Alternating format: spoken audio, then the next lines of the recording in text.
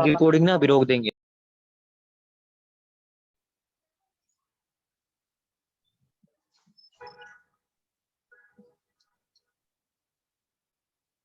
गुरवे गौरचंद्राय राधिकाय तदालये कृष्णाय कृष्ण भक्ताय तद्भक्ताय नमो नमः। ओम नमो भगवते वासुदेवाय।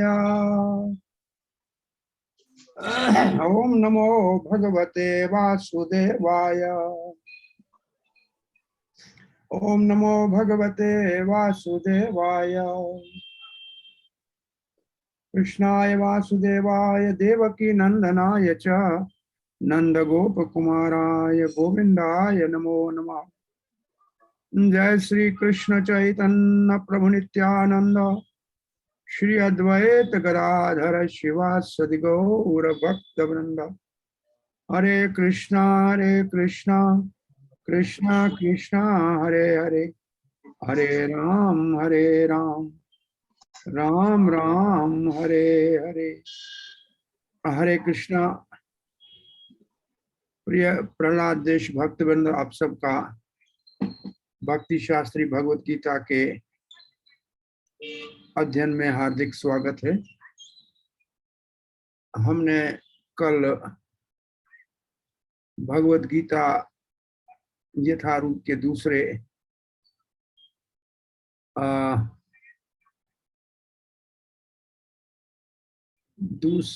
अध्याय के 11वें 12वें श्लोक से आगे का अध्ययन किया था।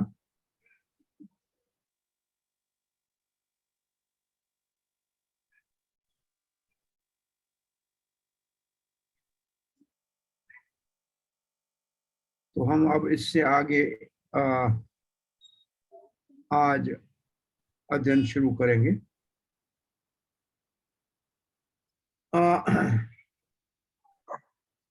12वां श्लोक जो हमने देखा था, एक नजर उसको देखते हैं। ये 12वां श्लोक था, ये 11वां है। 11वें श्लोक को जरा पढ़िए। असोचानंद सोचस्तम प्रज्ञवादान से भाष्य गतासु न गतासु नानुशोचंती पंडिता। भगवान श्री कृष्ण गुरु के स्तर के ऊपर खड़े होकर अर्जुन को थोड़ा सा डांट रहे हैं। क्या कह रहे हैं? आप बड़े विद्वान जैसी बात करते हैं, लेकिन आप बिल्कुल रूहानियत से खाली मूर्ख है, बेवकूफ है। तो बुद्धिमान जो होते हैं, अक्लमंद कैसे काम करते हैं? अक्लमंद आत्मा को और शरीर को अलग समझते हैं। कृष्ण दोनों का जो है वो स्वामी है। किसका दोनों का स्वामी है? रूहानियत का और माध्यम दोनों का स्वामी है। और वो ये भी जानता है कि जो शरीर सदा रहने वाला नहीं है और जो आत्मा सदा रहने वाली है, ये जानता है। इसलिए शरीर के जिंदा रहने या मरने के ऊपर वो गमजदा नहीं होता है। ये जिस्म है, इसका जन्म होता है और फिर ये खत्म होता है। आत्मा कभी खत्म नहीं होता। ये 11वें श्लोक का हमने पढ़ा था। और 12वां श्लोक में क्या था? 12वां श्लोक है देहिन्वस्मिन् यथा देहे कौमारम यौवनम जरा। ये नहीं है। वो श्लोक है जिसके ऊपर आपको मायावाद का खंडन करना है। न तो जाहुम न जातो नासम न जनादि पा, ये श्लोक है। तो इसमें भगवान क्या बता रहे हैं? इसमें बता रहे हैं आत्मा का विज्ञान, साइंस ऑफ सोल, रूह की साइंस बता रहे हैं। भगवान क्या कहते हैं? कोई ऐसा समय नहीं था। इसका मतलब अनादिकाल से भगवान है, कृष्ण, अर्जुन है और सारे राजा है। ये श्लोक का पहला अर्थ है। और फिर इसमें मायावाद क्या, मायावादी क्या कहते हैं आप देखिए। मायावादी का फिलॉसफी क्या है? जब जीव बद्ध हालत में होता है तो माया से ढका हुआ होता है, और जब मुक्त हो जाता है तो माया का पर्दा हट जाता है और वो नूर ब्रह्म ज्योति में मिलके विलीन हो जाता है। ये है मायावादियों का फिलॉसफी। और प्रभुपाद जी ने इसमें 4 विशेष मरकजी जो है बातें कही हैं। पहला है जीव आत्मा सनातन सदा के लिए रहता है, था, है और रहेगा। वो जीव चाहे मुक्त हो चाहे बद्ध हो, और जो जीव है वो इनफरादी था, इनफरादी है और इनफरादी रहेगा। वो कभी भी मिलके एक नहीं होता है। ये है मायावाद का खंडन। और एक भगवान सब जीवों का पालन कर रहे हैं, चाहे वो जीव मुक्त हो या बद्ध हो। और भगवान माया से परे है। अगर भगवान के ऊपर भी माया का पर्दा हो तो उनका दिया हुआ इल्म या ज्ञान किसी काम का नहीं होगा। और इस 12वें अध्याय में एक मुशाहबत दी हुई है कि जो अभक्त हैं, जो मायावादी हैं, वो इस गहरे ज्ञान को नहीं समझ सकेंगे, जैसे मधुमक्खी बंद शहद की बोतल की मिठास को नहीं देख सकती। और चैतन्य महाप्रभु ने कहा है मायावादियों के टीका को नहीं पढ़ना चाहिए। 13वां श्लोक हमने पढ़ा था। आगे आत्मा के विषय में भगवान श्री कृष्ण कह रहे हैं, जो शरीर के अंदर रहने वाला शरीर का मालिक है वो तो ऐसे एक जैसा रहता है। शरीर बचपन से जवानी, जवानी से बुढ़ापा और बुढ़ापे के बाद मृत्यु होती है। अब मृत्यु के बाद नया शरीर मिलता है। इसलिए जो धीरज है, धीरजवान है, जो साबरीन है, जो सब्र वाले हैं, इसके ऊपर कभी भी परेशान नहीं होते हैं। और इसके लिए जो मुशाबित दी है कपड़े बदलने से, जैसे जिस्म के हम कितने कपड़े बदलते हैं जिंदगी भर, ऐसे आत्मा ने कई ऐसे शरीर बदले हैं। इसमें भी 5 बिंदुओं के ऊपर बात की है। जो जीव आत्मा है, रूह है, उसमें कोई भी तब्दीली नहीं आती, सदा एक जैसा रहता है। और जो ये हमारा जिस्म है सदा ही एक एक मिनट में बदलता रहता है। फिर बचपन, जवानी और बुढ़ापे से गुजरता है। इसलिए कोई गम करने की जरूरत नहीं है। और हर एक को जो जिस्म मिलता है उसके कर्मों की बुनियाद पे मिलता है। और अभी भी जो हमको जिस्म मिला है हमारे कर्मों की वजह से मिला है। इसलिए अर्जुन को भीष्म और द्रोण के इन बूढ़े शरीरों के बदलने के और इनको नया शरीर मिलेगा इसलिए परेशान नहीं होना चाहिए, गमजदा नहीं होना चाहिए। ये तो बहुत बड़े धर्मात्मा है, पुण्य आत्मा है, पाक काम करने वाले हैं। इनको तो दूसरा शरीर जो मिलेगा या तो मुक्त हो जाएंगे, नहीं तो कम से कम देवताओं के लोक में तो जाएंगे, स्वर्ग में जाएंगे। इसलिए इसके लिए चिंता क्यों करनी चाहिए। और कल ये आपको बताया था कि जो सब्र वाला आदमी होता है उसकी क्या पहचान है। आप में से कोई बताएगा कि इसकी वसफ क्या है, डेफिनेशन क्या है धीर की। धीर किसको कहते हैं बताइए।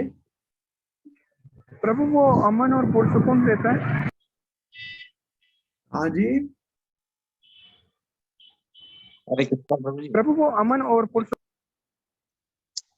अमन और, कृष्णा। हाँ जी,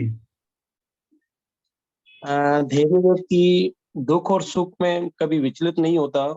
जैसे कि गर्मी और सर्दी की ऋतु आती रहती हैं तो उसमें वो एक जैसा ही रहता है। तो इसलिए धैर्य व्यक्ति मतलब दुख आने या सुख आने पे वो मतलब एक स्तर पे रहता है प्रभु जी। आपको जो अब हमने श्लोक पढ़ा है 13 में धीर की परिभाषा मतलब माना जो समझाई है, वो एक पूरा पैराग्राफ है आपके किताब का। कल आपको अच्छी तरह से पढ़ाया था, वो आप बता नहीं पाए रहे हैं। वो प्रभु आपने जो बताया वो यहाँ पर लिखा है कि आत्मा, परमात्मा और भौतिक और आध्यात्मिक प्रकृति का मुकम्मल ज्ञान होता है। वो धीर यानी कायम मिजाज सही है, इंसान कहलाता ये जवाब सही। 13वें श्लोक के आधार के ऊपर, बुनियाद के ऊपर ये जवाब सही है। जो आत्मा को जानता है, परमात्मा को जानता है और उनके दोनों मादी और रूहानी शक्ति को मुकम्मल तरह से जानता है, वो धीर है। ये सही है। और 14 और 15 जो श्लोक है उसमें कहा गया है जो दुख सुख को सहने का ताकत रखता है वो मुक्ति का अधिकारी है। और ये दुख सुख जो है वो सर्दी गर्मी की तरह आने जाने वाले हैं, ये सदा रहने वाले नहीं है, इसलिए इनको सहना चाहिए। और ये भगवत गीता का मुख्य बात है, इसमें बिना परेशान हुए इनको सहना चाहिए। और जो ऐसे करेगा वो मुक्ति का हकदार हो जाएगा। और इसमें ये 4 खास जिक्र हुआ है इन 4 नुक्तों का। पहला नुक्ता है अपने फर्ज को पूरा करने के अंदर बहुत से दुख और सुख आते हैं, उनको बर्दाश्त कर लेना चाहिए। दूसरा है क्षत्रिय जब लड़ाई लड़ता है तो उसके अपने रिश्तेदार भी हो सकते हैं, लेकिन धर्म की रक्षा के लिए उसको ये कार्य ऐसे करना चाहिए जैसे संन्यास लेने वाला सन्यासी अपने घर परिवार को छोड़ता है, क्योंकि वो आगे रूहानियत में तरक्की करना चाहता है। और फिर है अर्जुन को कौंते और भारत कहने से उनके 2 माँ के और पिता के खानदान से उसका बहुत बड़ा विरासत है, उसका कहा गया है। इसलिए अर्जुन को जो है धर्म के लिए अपने फर्ज को पूरा करना चाहिए। और फिर इसमें 2 मुशाहबतें दी गई है। पहली मुशाहबत सर्दी में स्नान करना, वेदों में लिखा हुआ है माघ के महीने में, जनवरी फरवरी में ठंडे पानी से, और लोग करते हैं। और गर्मी में माताएं और आत्मा को कभी भी नाश नहीं किया जा सकता। तो आइए इस श्लोक को पढ़ते हैं अब, फिर यहां से आगे पढ़ेंगे।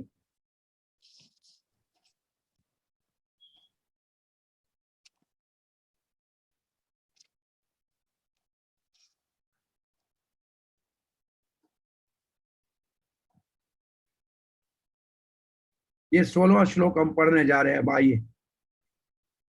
ना सतो विद्यते भावो ना भावो विद्यते सत उभयो अपि दृष्टो अंतस्तव अन्यो तत्वदर्शी भी। इसमें देखो तत्वदर्शी भी,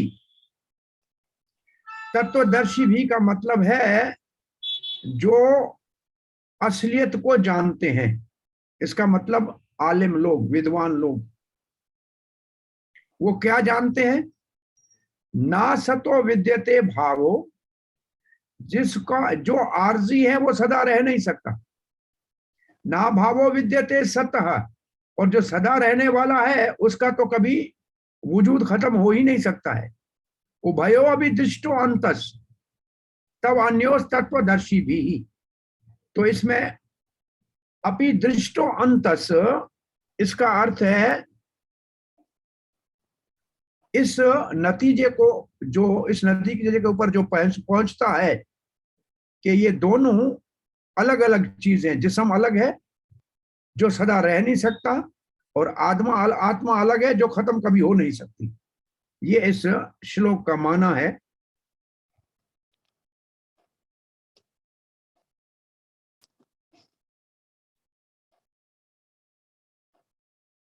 प्रभुपाद जी लिखते हैं इस श्लोक में, ये भगवान श्री कृष्ण की भगवत गीता की शिक्षा का पहला सबक है, उसका शुरुआत है। क्या? कि जीव जहालत की वजह से, अज्ञान की वजह से परेशान होते हैं, मोहित होते हैं। और अगर अज्ञान उनका नाश किया जाए, उसकी जहालत खत्म हो जाए, और उनका भगवान के साथ जो रिश्ता है, क्या रिश्ता है भगवान के साथ? भगवान पूजनीय है, भगवान की इबादत करनी चाहिए, और हम उनकी इबादत करने वाले आबिद हैं। भगवान पूजनीय है और हम उसकी पूजा करने वाले हैं। तो फिर हम समझ जाएंगे कि हम भगवान के अंश जीव हैं और भगवान हमारा मालिक है। ये है असली ज्ञान, जो जहालत को या अज्ञान को खत्म करता है।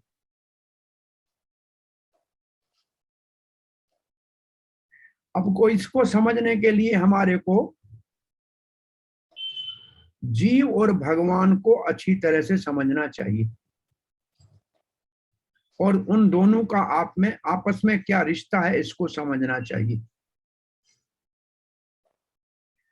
जीव हमेशा सदा के लिए भगवान के मातहत रहता है, और भगवान उसका मालिक है और जीव उसका सेवक है। या दूसरा इसमें मिसाल दिया हुआ है, भगवान गुरु है या शिक्षा देने वाला उस्ताद है, और जीव उससे सीखने वाला शागिर्द है। ये साफ जानकारी, ये बिल्कुल साफ साफ जानकारी जब तक हम जहालत में है तब तक इसको समझ नहीं सकते। और इसलिए भगवान ने भगवत गीता में इस अज्ञान रूपी जहालत को मिटाने और हमारे को ज्ञानी बनाने के लिए, सदा के लिए ये समझाने के लिए भगवत गीता का ज्ञान दिया है। तो ये 16 श्लोक का जो है मकसद था, मफहूम था। तो इस मफहूम में खास बात, अहम बात क्या है कि भगवान जिसकी इबादत की जाए, और जीव या इंसान जो उसकी इबादत करे। भगवान मालिक है और हम उसके नौकर हैं, और ये जहालत की वजह से हम जान नहीं पाते, और ये जानकारी हमको भगवत गीता से हासिल होती है।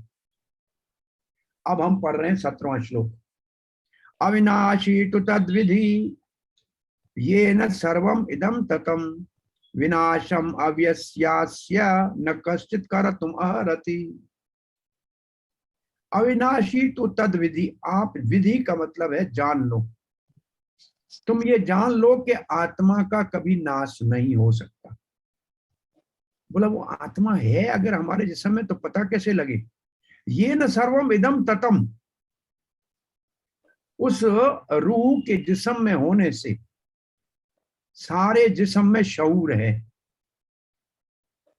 चेतना है, कॉन्शियसनेस है। ये जो चेतना है, ये जो शऊर है, ये रूह की निशानी है। विनाशम अव्यस्यस्य, उसका कभी नाश नहीं हो सकता, आत्मा का कभी नाश नहीं हो सकता।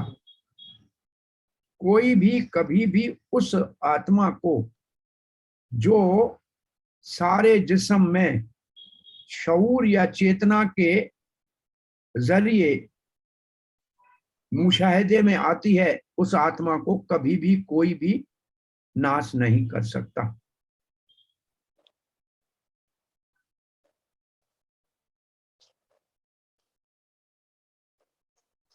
इस श्लोक के ऊपर प्रभुपाद जी का तात्पर्य देखिए।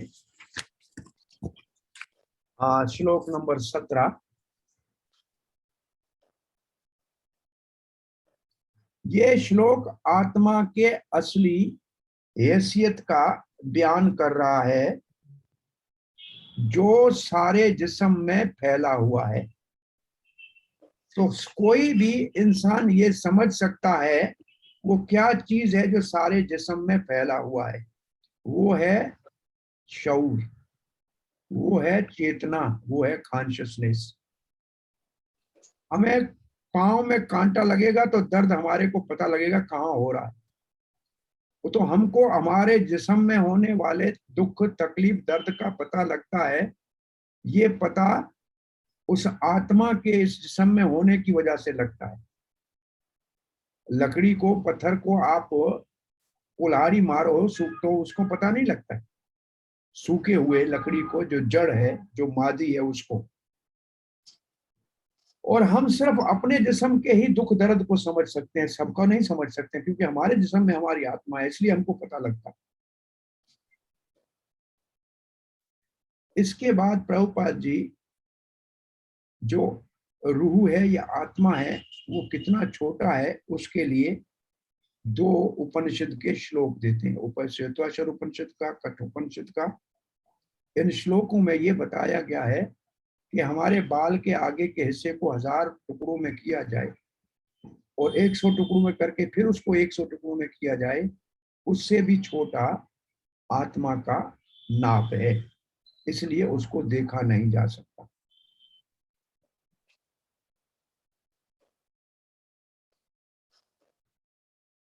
इतना छोटा होने के बाद भी सारे जिस्म के ऊपर इसी का असर रहता है और इसी की वजह से हमको सब पता लगता रहता है और हमको शऊर रहता है। यही बात पूरी सब कही गई है। अगर जिस्म से आत्मा को निकाल दिया जाए तो ये शऊर या ये चेतना खत्म हो जाती है और फिर बचे हुए जिस्म को मुर्दा जिस्म कहते हैं। और फिर एक और मौंडुक श्लोक से भी, उपनिषद से भी कहा गया है कि ये जो आत्मा है इसको अकुल से समझा जा सकता है, ये बहुत छोटा है और ये 5 प्राणों में तैर रहा है। ये 5 प्राण कौन से है? देखो लिखा है प्राण, अपान, व्यान, समान और उदान। इनको कहते हैं 5 मुख्य प्राण और 5 उप प्राण भी होते हैं। और इन प्राणों के अंदर आत्मा तैर रहा है। और आत्म साक्षात्कार करने का मतलब, आत्मा का मुशाहिदा करने का मतलब इन प्राणों को पाक पवित्र करना। कैसे करते हैं? प्राणायाम से, योग अभ्यास से। लिखा है हठ योग से या प्राणायाम से इन 5 किस्म की हवा जो हमारे जिस्म में है, प्राण वायु, उसको पवित्र करना है। अब प्रभुपाद जी कहते हैं जिस्म में आत्मा है। ये सारे वैदिक जो वेदों का जो साहित्य, मतलब वेदों का जो इल्म है, जो किताब है, उनमें इसका जिक्र है और इसका हम अपने जिंदगी में भी मुशाहिदा कर सकते हैं। अब एक बात प्रभुपाद फिर हमको होशियार करने के लिए कह रहे हैं कि इस छोटे से बाशऊर चेतन जीव को विष्णु नहीं समझना चाहिए। विष्णु तो महान है, अनंत है, अनंत चेतन है। जो भगवान को जीव के बराबर समझता है वो पागल है। पागलपन से इन दो को एक नहीं समझना चाहिए। अब इसमें प्रभुपाद जी बात, अभी जो इसके बाद तात्पर्य इसमें बात लिखते हैं कि या आजकल के साइंस के जरिए आप समझो कि सारे जिस्म में ये रूह है कहाँ? दिल में। आत्मा कहाँ है? दिल में। सारे जिस्म में ये शऊर कैसे ले जाता है? प्रभुपाद लिखते हैं खून के द्वारा। और खून में जो लाल कण है, रेड का ब्लड कार्पोसल, उसके अंदर जो ऑक्सीजन जाती है, जिसके जरिए सारे जिस्म को जान मिलती है, जिस्म उसकी वजह से जिंदा है और हमको उसका पता लगता है, कॉन्शियसनेस और शऊर और दर्द का पता लगता है। वो फेफड़ों से हवा में जाने वाली ऑक्सीजन दिल के अंदर से जाने वाले लाल खून के जरों के द्वारा सारे जिस्म में फैल जाता है। और इस बात को डॉक्टर, मेडिकल साइंस भी मानती है, और यही बात यहाँ भगवत गीता में भी कही गई है। ये यहाँ सारा कहा गया है। ये बात दोनों तरफ से इसको समझा जा सकता है। तो ये हमने 17वां श्लोक को पढ़ा। अब हम 18वां श्लोक पढ़ने जा रहे हैं। अंतवंत में देहा, आत्मा की बात की कि वो सदा रहता है, जिस्म के अंदर सब जगह अपना शऊर फैलाता है। इसके साथ एक मुशाबित यहाँ भी दी गई है, आगे भी दी गई होगी। जैसे एक आकाश में सूरज सारे रोशनी सब जगह फैलाता है, ऐसे एक आत्मा जिस्म में सारे जिस्म को, जिस्म के अंदर शऊर को या चेतना को या कॉन्शियसनेस को फैलाता है। तो अब इसकी जो है इसकी तुलना मतलब इसका कंपैरिजन जिस्म से किया गया है। क्या कह रहे हैं? अंतवंत में देहा नित्य शोक्ता शरीरण अनासीनो अपरमेश तस्मात् युधस्व भारत। अंतवंत में देहा, ये जो जिस्म है ये तो हमेशा खत्म होने वाला है। नित्यस्य उक्ताः शरीरिणीनः, इसका मतलब है ये जिस्म जो है ये है उस आत्मा का जो सदा रहने वाला है। जिस्म सदा नहीं रहेगा लेकिन आत्मा सदा रहेगी। अनाशीनो, ये आत्मा नाश होने वाला नहीं है। और परमेयस्य, इसका मतलब इसका कहीं भी इसको नापा नहीं जा सकता। इसलिए अर्जुन उठो और लड़ाई करो, क्योंकि आत्मा तो मरेगा नहीं और शरीर तो वैसे भी बचेगा नहीं। कौन बोल रहा है? हरे कृष्णा। तो ये जो जिस्म क्या है,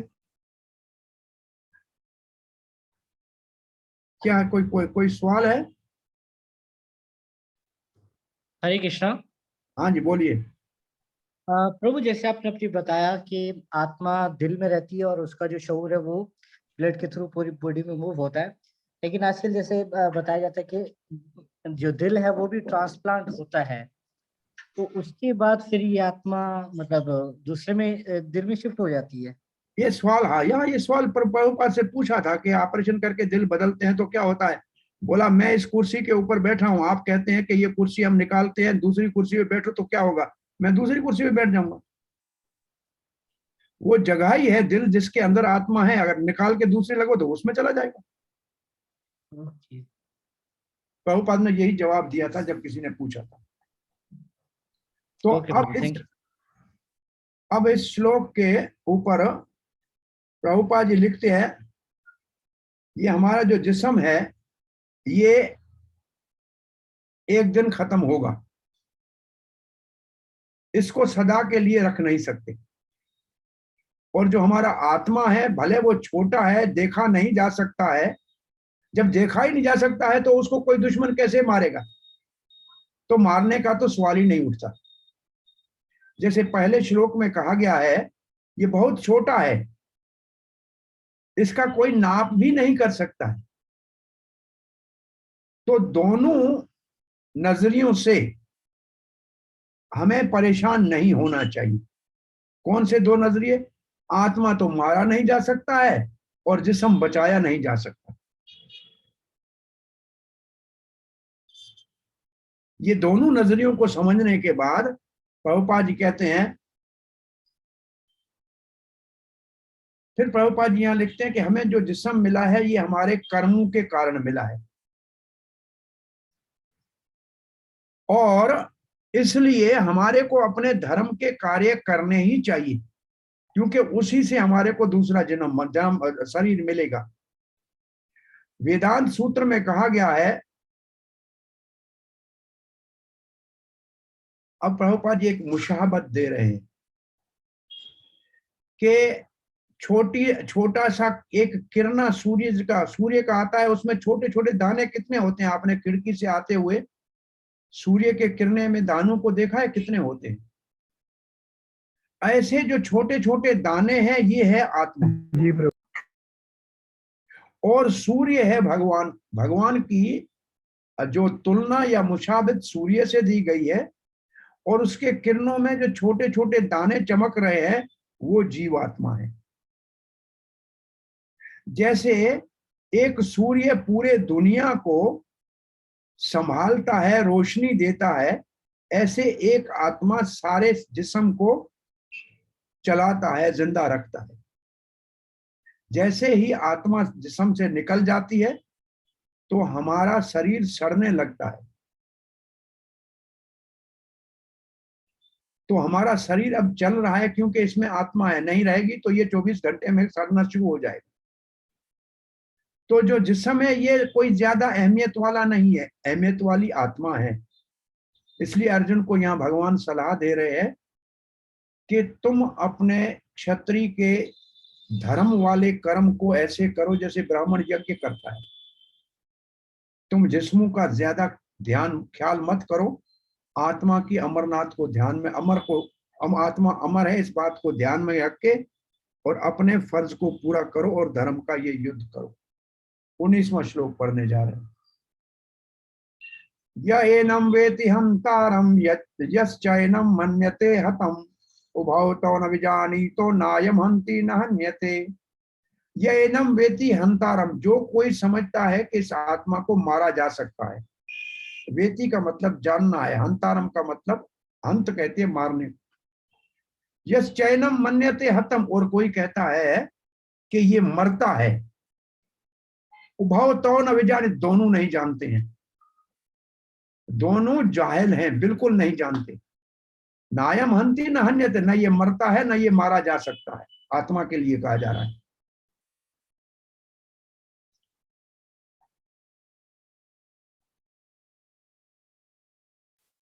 श्रील प्रभुपाद लिखते हैं, ये इस श्लोक के बुनियाद के ऊपर आप लोगों को मारना शुरू मत करना और न ही जानवरों को मार के गोश्त खाने की इस श्लोक की माना से फायदा उठाना। इसका जो मफहूम है वो एक आपके सवाल के जवाब के लिए बहुत जरूरी है कि हमारे को हिंसा कब करनी चाहिए और कब नहीं करनी चाहिए। हिंसा का मतलब है किसी का कत्ल या किसी को मारना, कब चाहिए और कब नहीं चाहिए। अब जिसको मारा जा सकता है या जिसको मारते हैं वो है जिस्म। इसका मतलब ये नहीं है कि हम लोगों को मारना शुरू करें। वेदों में एक मंत्र है, मा हिंस्यात सर्वभूतानि। माँ का मतलब नहीं, हिंस्यात का मतलब कत्ल करो, सर्वभूतानि का मतलब सब इंसान, सब जीवों को, इंसानों को नहीं, सब जानदारों को, किसी भी जानदार को मत मारो। तो कोई मरता नहीं है, रूह आत्मा मरती नहीं है मारने से। इसका फायदा उठा के हमें कत्ल खाने खोलने की जरूरत नहीं है जिसमें जानवर को मारा जाए, उसकी इसमें उसके लिए इजाजत नहीं दी जा रही। अब प्रभुपाद जी लिखते हैं, बिना बाइख्तियार आदमी के हुक्म के कोई किसी को मारेगा तो उसको सजा मिलेगी।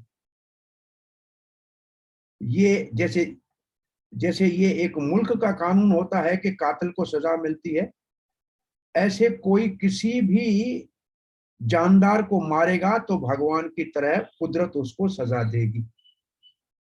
अर्जुन को यहाँ धर्म के लिए भगवान लड़ने के लिए कह रहे हैं। अर्जुन अपनी मर्जी से मनमाना सामने खड़े हुए सैनिकों का कत्ल नहीं करना चाहता, भगवान करने के लिए कह रहे। ये 19वें श्लोक का भाव है। अब कब करना चाहिए कब नहीं करना चाहिए, इसके ऊपर हम आगे के श्लोक में 2 मिसाल आएंगे, उसका आप ध्यान रखना। किसी का हाथ ऊपर पड़ा है, क्या कहना चाह रहा है? पूछो प्रभु, थोड़ा प्रभु पूछो कुछ। अभी जो हमने 4 श्लोक पढ़े हैं, इसमें लिखा है आत्मा में कभी तब्दीली आती नहीं और हमारा जिस्म सदा बदलता रहता है और आत्मा अविनाशी है। जो आलिम है, जो इसको कहते हैं शास्त्र चक्षु है, इसका मतलब जो शास्त्र की आंख से देखते हैं, चाहे वो मायावादी हो, चाहे वो, ये एक शब्द है, साकारवादी हो या निराकारवादी हो, भगवान को एक फर्द मानने वाला हो या भगवान को लाइट मानने वाला हो। भगवान को मानने वाले 2 किस्म के हैं, एक कहते हैं भगवान साकार है, दूसरे कहते हैं भगवान निराकार है। दूसरा इसके लिए दूसरे अल्फाज हैं, एक कहता है भगवान निर्विशेष है, दूसरा कहता है भगवान सविशेष है। तीसरा इसके लिए लफ्ज है भगवान निर्गुण है और भगवान सगुण है। और अंग्रेजी में है भगवान को पर्सनलिस्ट मानने वाले हैं, दूसरे इम्पर्सनलिस्ट। तो पर्सनलिस्ट का मतलब साकारवादी, सविशेषवादी, सगुण उपासक, और इम्पर्सनलिस्ट का मतलब है निराकारवादी, निर्विशेषवादी, निर्गुणवादी। ये दोनों ही ये मानते हैं कि एक आत्मा है और एक जिस्म है। आत्मा में कोई तब्दीली नहीं आती है और जिस्म सदा तब्दील होता है, ये दोनों ही मानते हैं। और 17वें श्लोक में कहा गया है मुख्य रूप से, ये आत्मा सारे जिस्म में ऐसे फैला हुआ है जैसे शऊर, और इस आत्मा को कभी भी खत्म नहीं किया जा सकता। और आत्मा की पहचान क्या है कि हमारे अंदर आत्मा है, चेतना, शऊर या कॉन्शियसनेस। और ये एक जिस्म में, एक आत्मा एक जिस्म में ही ये शऊर पैदा करता है, सब जगह नहीं कर सकता। और फिर कितना छोटा है आत्मा, बाल के अगर भाग को 100 और फिर 100 के 100 टुकड़ा करना उसके बराबर। और फिर लिखा है कहाँ है ये आत्मा, बोला दिल में है। इसको मादी नजर से नहीं देखा जा सकता है, रूहानी नजर से समझा जा सकता है। अब 18वें श्लोक में क्या लिखा है, इस आत्मा की नाप नहीं की जा सकती और एक दिन ये जिस्म खत्म हो ही जाएगा, इसमें कोई शक नहीं है। बस टाइम का इंतजार करना है, 50 साल रहे, 100 साल रहे, उसके बाद खत्म होगा ही। जैसे ही जिस्म से आत्मा निकल जाएगा तो ये जिस्म एकदम सड़ने लगेगा। अर्जुन, इसलिए तुम उठो और अपना फर्ज निभाओ और लड़ो। 19वें श्लोक में लिखा है, कोई कहता है कि आत्मा मर सकता है या आत्मा को मैंने मार लिया, तो ये सत्य नहीं है, क्योंकि ये हो नहीं सकता। इसके बुनियाद के ऊपर कोई मारना शुरू करे इंसान को या जानवर को, ये भी इजाजत नहीं दी गई है। ये हमारा 19 श्लोक तक हो गया। अब 20 और 21 में क्या कहा गया है, न आत्मा का जन्म होता है न आत्मा मरता है, ये नित्य है, ये सदा रहने वाला है और ये असली है। तो ये जो श्लोक है 20 और 21, इसमें देखिए आत्मा के कितने लक्षण लिखे हुए हैं, गुण लिखे हुए। आत्मा के गुण हैं कितने हैं, देखो, पहले ये श्लोक पढ़ लेते हैं, फिर इसको देखेंगे।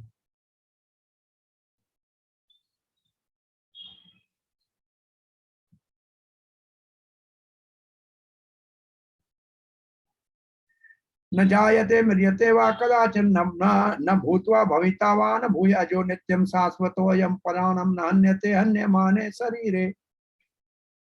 न जायते मतलब जन्म नहीं होता, न म्रियते वा और न ही मरता है, कदाचिन कभी भी, नायम भूतवा भविता वा न भूय, न पहले कभी हुआ है न आगे कभी होगा, अजो अजन्मा है, नित्य सदा रहने वाला है, शाश्वतो इसका वजूद अमर है, अयम पुराणो ये बहुत पुराना है, असली है, न हन्यते अन्य माने शरीरे, जब शरीर को खत्म कर दिया जाता है तब भी ये खत्म नहीं होता। ये श्लोक आपको खास करके याद करना चाहिए। मेरे ख्याल में पता नहीं आपके याद करने वाली लिस्ट में है कि नहीं है, बल्कि ये याद करने वाला श्लोक है। न जायते म्रियते वा कदाचिन नायम भूत्वा भविता वा न भूय अजो नित्यम शाश्वतो अयम पुराणो न हन्यते हन्यमाने शरीरे। इस श्लोक के अंदर प्रभुपाद जी कहते हैं ऐसा श्लोक कठोपनिषद में भी आया है। इसका मतलब गीता में और उपनिषद में कोई फर्क नहीं है, और इसलिए गीता को भी उपनिषद ही कहा गया है। एक जैसा श्लोक है, बिल्कुल ऐसा ही श्लोक है। और प्रभुपाद जी इस 20वें श्लोक में लिखते हैं,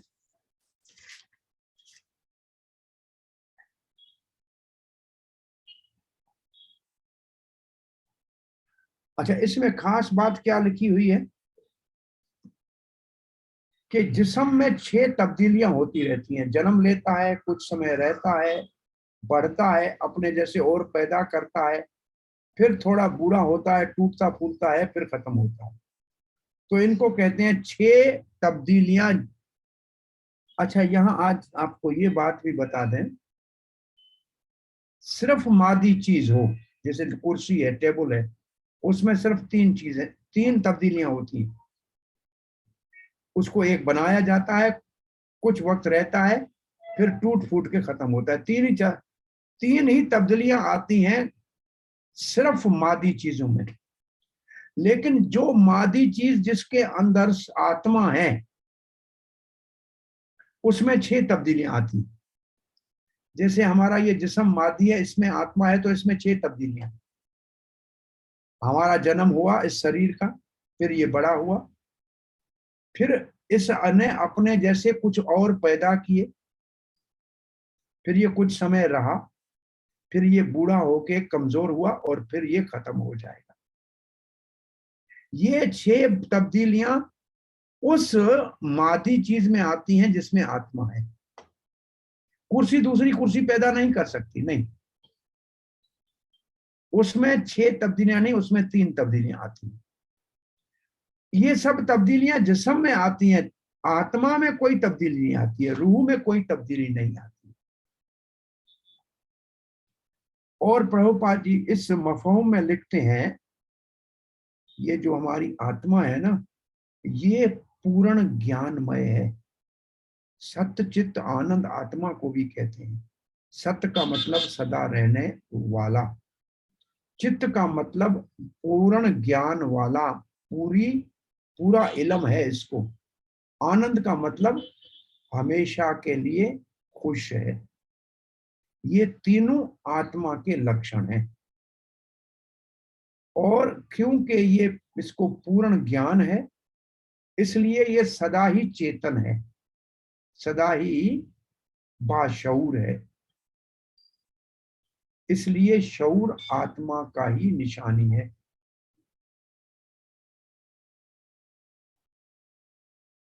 अगर हम जाके दिल को खोल के देखें कि अंदर आत्मा है कि नहीं है, हो सकता है नजर नहीं आए, फिर भी इस जिस्म में शऊर है, इससे पता लगता है कि आत्मा है। अब प्रभुपाद जी एक मिसाल दे रहे हैं। कभी कभी हमको आकाश में, आसमान में कभी कभी हमको सूरज दिखाई नहीं देता, बादल होते हैं, लेकिन थोड़ा सा भी रोशनी नजर आई, हम कहते हैं दिन है। तो ऐसे अगर जिस्म में शऊर है, इसका मतलब आत्मा है। बादलों से सूरज नहीं दिखाई दे कोई बात नहीं, दिल में आत्मा, कोई आदमी दिल का ऑपरेशन कर रहा है, अंदर आत्मा नहीं दिखाई दे, ये कोई बड़ी बात नहीं है। पर शऊर है, इसका मतलब आत्मा है। तो यहाँ आत्मा के जिस्म में होने की मुशाहबत मिसाल से दी गई है। सूरज दिखे या न दिखे बादलों से, सिर्फ रोशनी को देखने से भी दिन का जो है अंदाजा लगाया जा सकता है। फिर भगवान श्रील प्रभुपाद हमको थोड़ा सा होशियार कर रहे हैं कि आप अपने छोटे से एक जिस्म के शऊर को या चेतना या कॉन्शियसनेस को भगवान जो पूर्ण चेतन है उसके साथ बराबरी मत करना। बोला क्यों? बोला भगवान को माजी, मुस्तकबिल और हाल सब का पता रहता है, लेकिन हम हमेशा भूल जाते हैं। ये एक बड़े से बड़ा फर्क है जीव आत्मा में और भगवान में। भगवान कभी भूलते नहीं और जीव सदा ही भूलता रहता। भगवान माजी, मुस्तकबिल और हाल को बिना सोचे जानते हैं, सोच भी नहीं, सोचने की जरूरत नहीं है। इसको कहते हैं त्रिकाल दृष्टि। त्रयी मतलब तीन, काल का मतलब वक्त, दृष्टि का मतलब देखने वाले। ऐसे ऋषि भी त्रिकाल दृष्टि है, लेकिन उनको आंखें बंद करके सोचना पड़ता है, तब ध्यान में आता है। लेकिन भगवान को यह भी नहीं करना पड़ता, उनको ऐसे ही पता है। लेकिन हम जीवों को, इंसानों को, आत्माओं को, रूहों को भूलने की आदत है। प्रभुपाद जी कभी कहते हैं कल हमने इस वक्त क्या किया या खाया वो भी हम भूल जाते हैं। हमारा शऊर में भूलने की हमेशा एक गलती है। और जब हम अपने असली हैसियत को भूल जाते हैं तो हमारे को भगवत गीता से सबक सीखना चाहिए और हमारी भूल को मिटा के और भगवान की सेवा में लगना चाहिए। भगवान श्री कृष्ण हमारी तरफ नहीं भूलते। अगर वो भूलते तो फिर उनकी भगवत गीता की अहमियत ही क्या होती, कोई जरूरत नहीं थी। फिर 21वां श्लोक पढ़ने जा रहे हैं, मेरे ख्याल में 20 श्लोक तक वो देख लें पहले, फिर इसको आगे जाते हैं।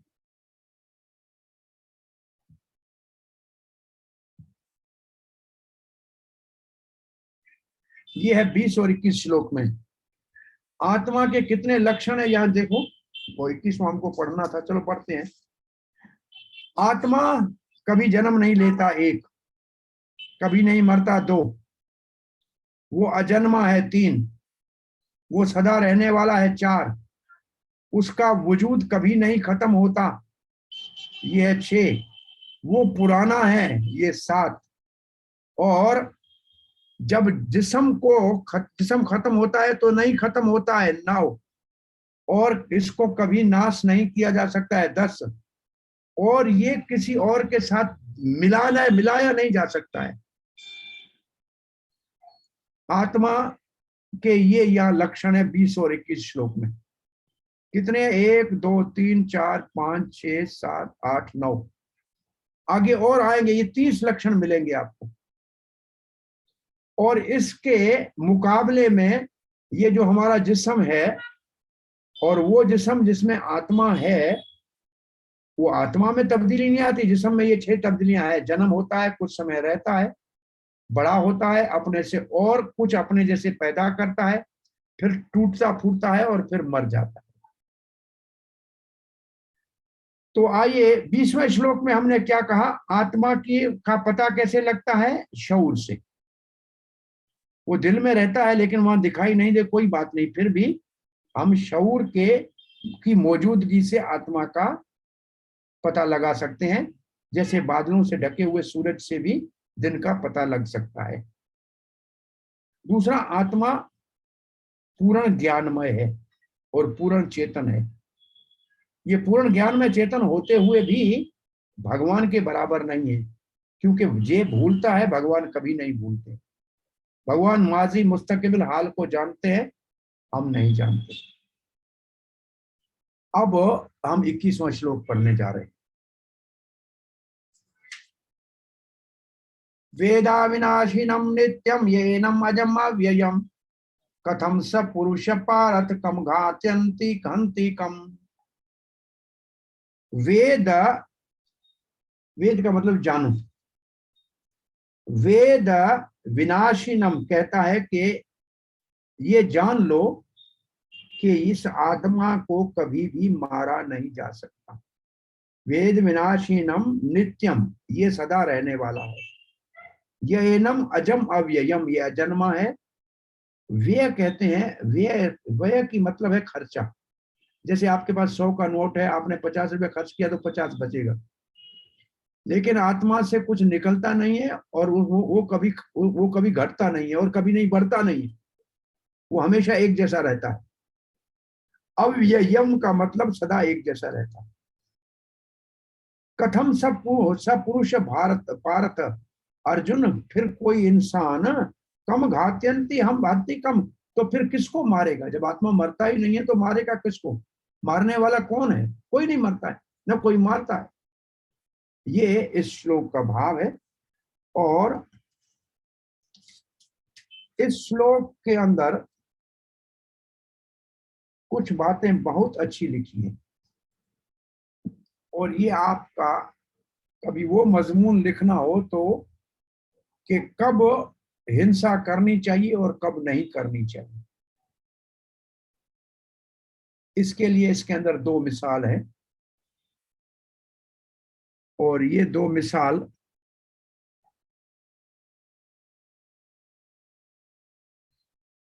एक है जज का, जो किसी कातिल को फांसी की सजा देता है,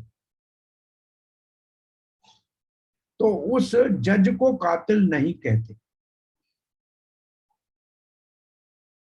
क्योंकि मनुस्मृति में यह लिखा है कि कातिल को मौत की सजा देने में दूसरे जन्म में उसको नरक में जाके दुख नहीं भोगना पड़ता। तो हुकूमत अगर कातिल को सजा देती है तो ये इंसाफ है उसके साथ, नाइंसाफी नहीं।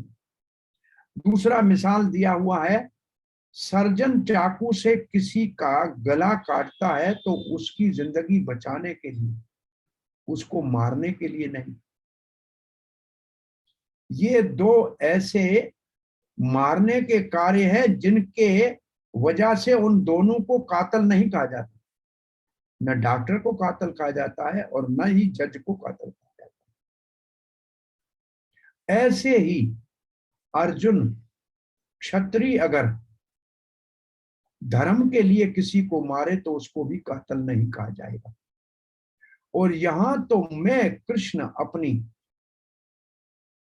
अपने हुक्म से तुम्हारे को कहता हूं कि यह लड़ाई करो, इसलिए इस लड़ाई के मारने का तुम्हारे ऊपर कोई भी गुनाह या पाप नहीं आएगा। ये इस श्लोक के तात्पर्य का मफहूम है।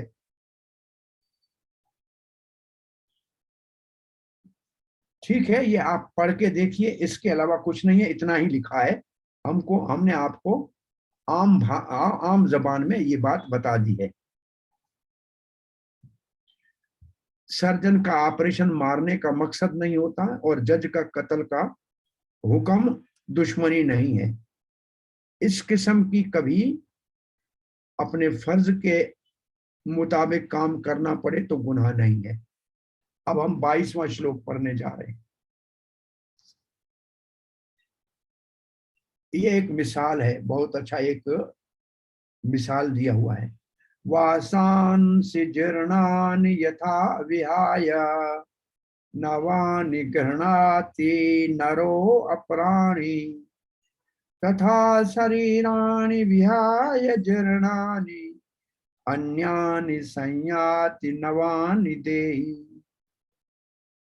इसका मतलब है पुराने फटे कपड़े उतार के आदमी जैसे नए कपड़े पहनता है, ऐसे बूढ़े शरीर जिस्म छोड़ के आत्मा नए जिस्म हासिल करता है।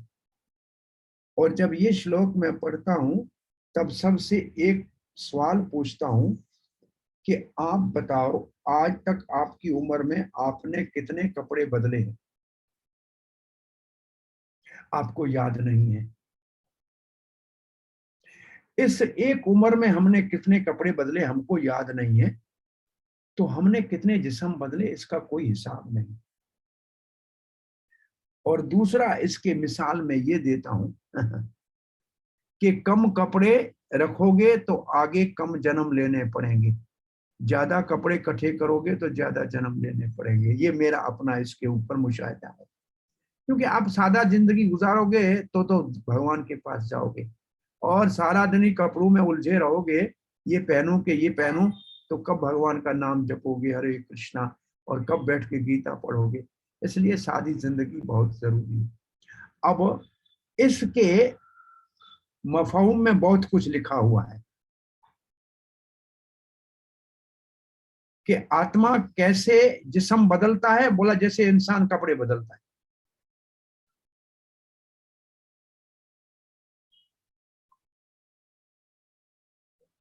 अब इसमें आपके सामने देखो, एक ऊपर लिखा है परमात्मा। वो क्या करता है? वो हमारी ख्वाहिशें पूरी करता है। हमारे कर्मों के बदले में हमारे को अभी कोई एक जिस्म दिया है, और फिर जैसे हम कर्म करेंगे और जैसी ख्वाहिशें करेंगे उसको पूरी करने के लिए दूसरा एक जिस्म देगा। ये काम कौन करेगा? परमात्मा। और फिर है मुशाहिद किससे? जिस्मों का कपड़ों को बदलने की। जैसे हम कपड़े बदलते हैं, ऐसे जैसे ऐसे हमारा आत्मा शरीर बदलता है।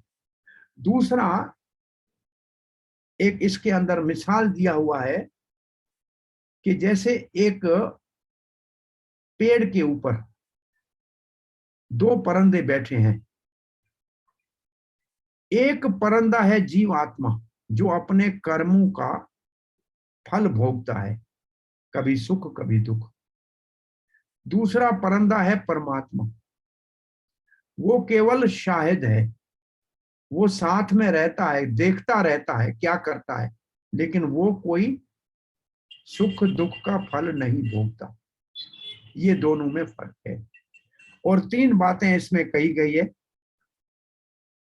जो जो जिस्म बदलते हैं वो कपड़े बदलने से उसकी मुशाहबत की गई है। कपड़े पुराने हो गए, फेंक दिए, ऐसे जिस्म पुराने हो गए तो शमशान में भस्म कर दिए या कब्र में डाल दिए। और जो आत्मा है वो एक जिस्म से दूसरे जिस्म में जाता है। किसकी कृपा से? भगवान परमात्मा की कृपा से। वो जो भगवान परमात्मा के रूप में हमारी दिल में बैठा हुआ है, वो हमारा भला चाहने वाला है, वो हमारा दिलबर दोस्त है। वो हमारी ख्वाहिशें हमेशा पूरी करता आ रहा है, अव्वल से करता आ रहा है। तो भगवान श्री कृष्ण अर्जुन को सलाह देते हैं, ऐसे जिस्मों के बदलने के ऊपर दुख मत करो। ये भीष्म और द्रोण, इनके भी ये जिस्म जिस कर्मों से इनको मिले थे वो खत्म हो जाएंगे और इनको नए जिस्म मिल जाएंगे। इसलिए काय के लिए चिंता करते हो? ये है 22वें श्लोक का सारा मफहूम।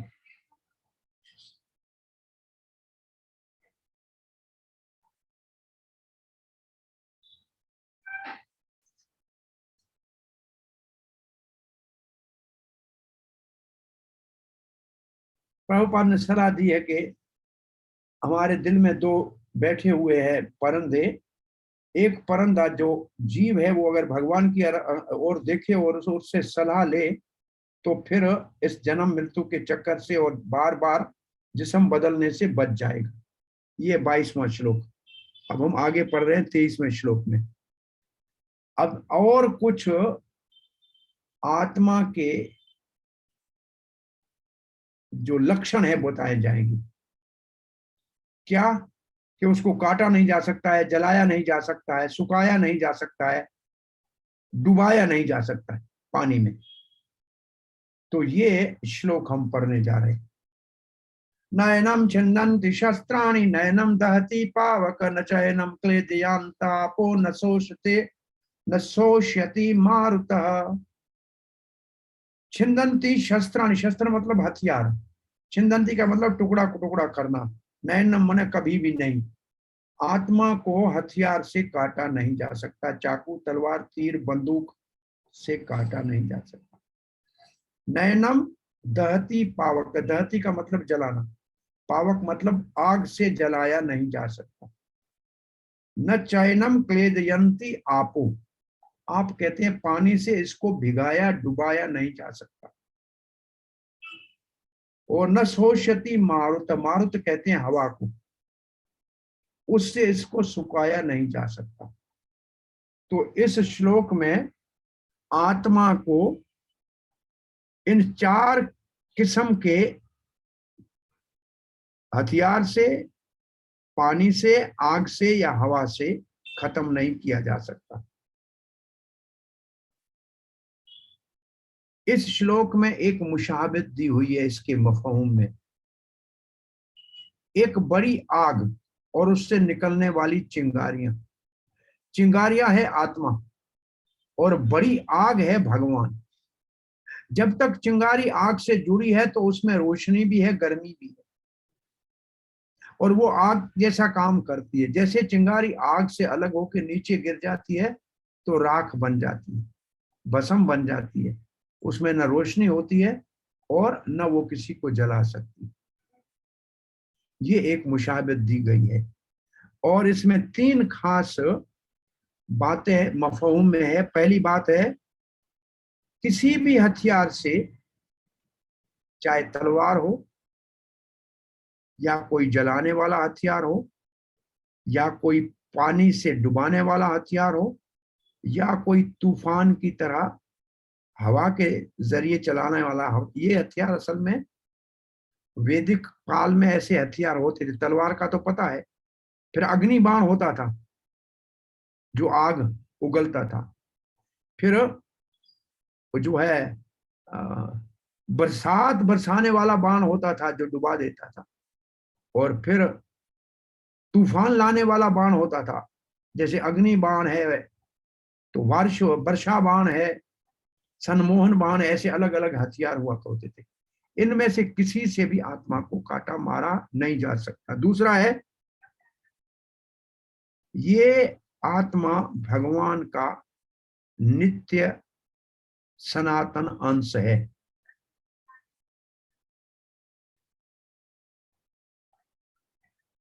इसका मतलब ये नहीं है कि भगवान नारंगी की तरह पूरा है, उसमें से छोटे छोटे टुकड़े निकाले हैं तो फिर भगवान ही खत्म हो गया।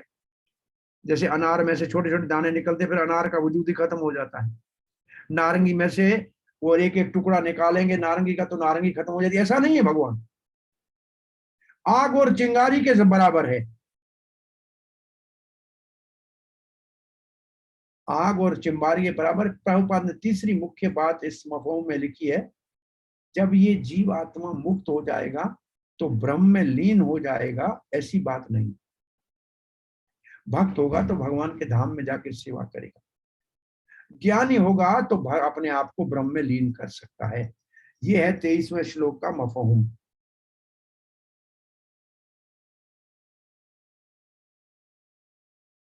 प्रभुपाद लिखता है, पुराने जमाने में एक अगर लड़ने वाला पानी का हथियार चलाता था तो सामने वाला आग का हथियार चलाता था, तो पानी वाला हथियार आग से सूख जाता था, या कोई आग का हथियार चलाता था तो सामने पानी के हथियार से उसको बुझा देते थे। तो ये पुराने जमाने में बहुत ही नाजुक हथियार हुआ करते थे। वो क्या है, एक होता है शस्त्र, उसका मतलब है हथियार। एक होता है अस्त्र, उसका मतलब है मंत्रों से चलाने वाले हथियार। शस्त्र अस्त्र, अस्त्र शस्त्र कहते हैं। जैसे ब्रह्म अस्त्र है, अग्नि अस्त्र है, ये शस्त्र नहीं है।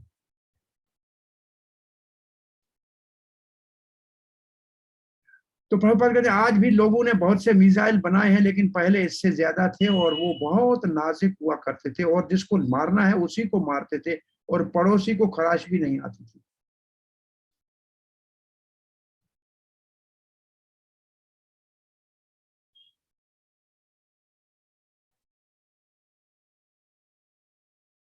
फिर प्रभुपाद लिखते हैं मायावादी जो कहते हैं कि आत्मा के ऊपर जहालत का पर्दा आ गया है, ये बात भी यहाँ मानी नहीं गई है, और न ही ये कि एक ब्रह्म के टुकड़े होकर छोटी छोटी आत्माएं बन गई है, इस बात को भी यह मंजूर नहीं किया गया।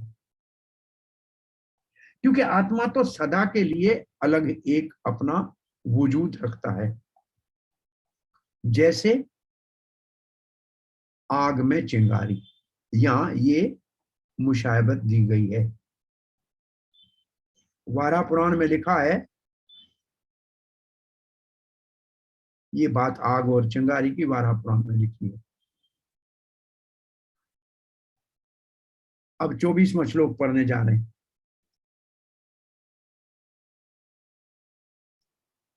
अछेद्योयम अधायोयम अकलेद्यो अशोष एव च नित्य सर्वगत स्थानम अचलोयम सनातनः। पहला लिखा है अच्छेद्यो, छेद का मतलब इसके टुकड़े टुकड़े नहीं किए जा सकते। किसी का छेदन करना मतलब टुकड़े टुकड़े करना। अदहायो, दहायो का मतलब जलाना, दाह करना। जैसे रावण का दाह करते हैं, दाह करना मतलब जलाना, उसको दाह नहीं किया जा सकता।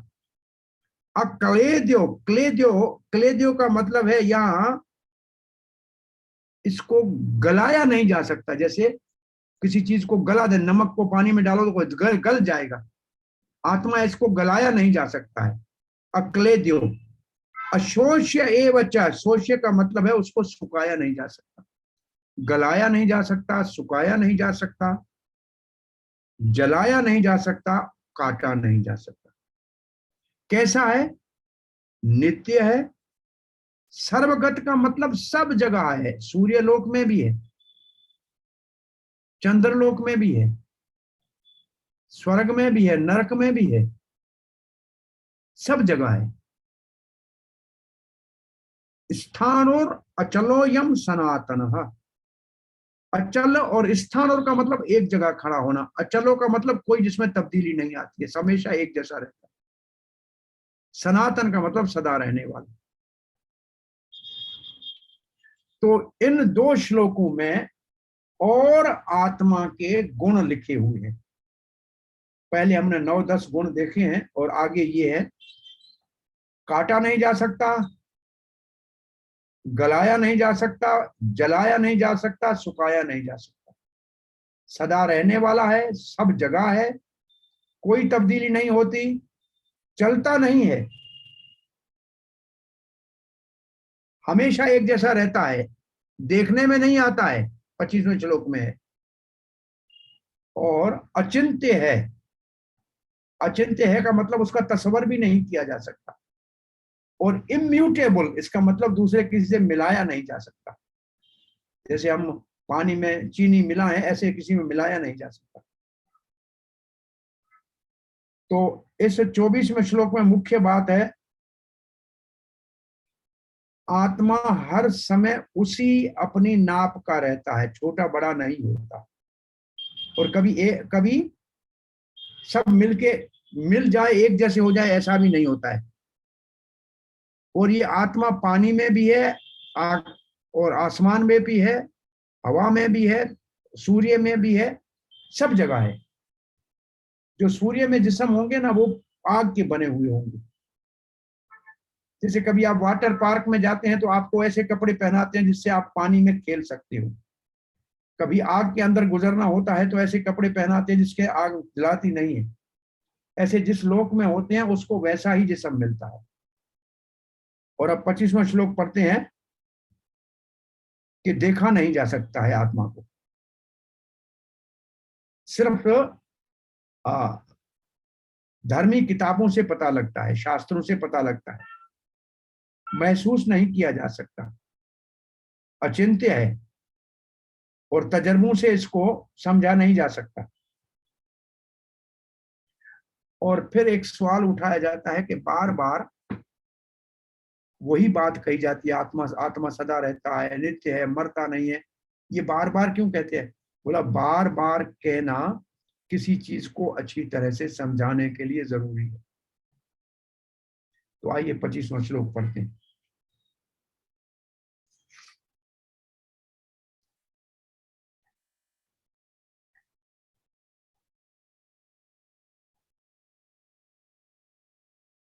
अव्यक्तोयम अचिंत्योयम अविकार्योयम उच्यते। आत्मा को क्या कहते हैं? अव्यक्त।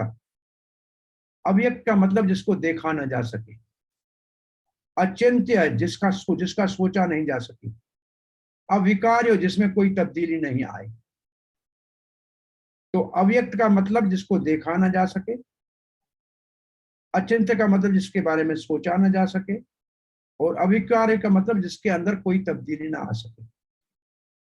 इसके आत्मा के बारे में ये कहा जाता है। तस्माद एवं विदित्वैनम, इसलिए ये जान लो, नाम महर्षि, कोई भी गम करने की जरूरत नहीं।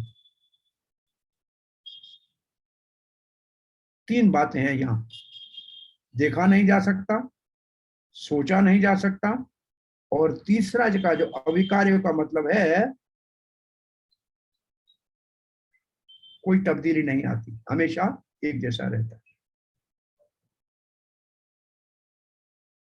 आप में से कोई इसके मफहूम को थोड़ा पढ़ो, देखें सब जाग रहे हैं कि चले गए? नहीं प्रभु, जाग रहे। जैसा कि जाग रहे हैं प्रभु, जैसा कि पहले जैसा कि पहले बताया जा चुका है कि आत्मा इतनी सूक्ष्म लतीफ है कि उसे नहायत ताकतवर खुर्दबीन से भी नहीं देखा जा सकता, इसलिए वो नजर नहीं आती। जहाँ तक कि आत्मा के वजूद का ताल्लुक है, कोई भी शर्ती यानी वैदिक ज्ञान के सबूत के बगैर उसके वजूद को तजुर्बे के अच्छा, बुनियाद ये जो पर आपने साबित पढ़ा नहीं ना, कर सकते। ये जो आपने अभी शब्द पढ़ा ना, श्रुति, इसको कहते हैं श्रुति। श्रुति का मतलब होता है सुनने से। वेद को सुनने से सीखते हैं ना, तो उसको कहते हैं श्रुति। श्रवण से निकला है श्रुति। श्रुति का मतलब वेदों का ज्ञान जो सुनने से गुरु से शिष्य सीख ले, उसको कहते हैं श्रुति। ठीक प्रभु, पढ़ूं आगे? एक और भी लफ्ज बता देता हूं इसके साथ। श्रुति के साथ दूसरा शब्द होता है, दूसरा लफ्ज होता है स्मृति। स्मृति का मतलब पुराण, जिसको लिखा हुआ मिलता है और उसको याद नहीं रख सकते, इसलिए उसको स्मृति कहते हैं, मतलब उसको याद रखा जाए। एक श्रुति का मतलब वेद, स्मृति का मतलब पुराण। और तीसरा होता है श्रुति, स्मृति, और फिर है इतिहास, जैसे कि रामायण और महाभारत, इसको कहते हैं इतिहास, मतलब तारीख।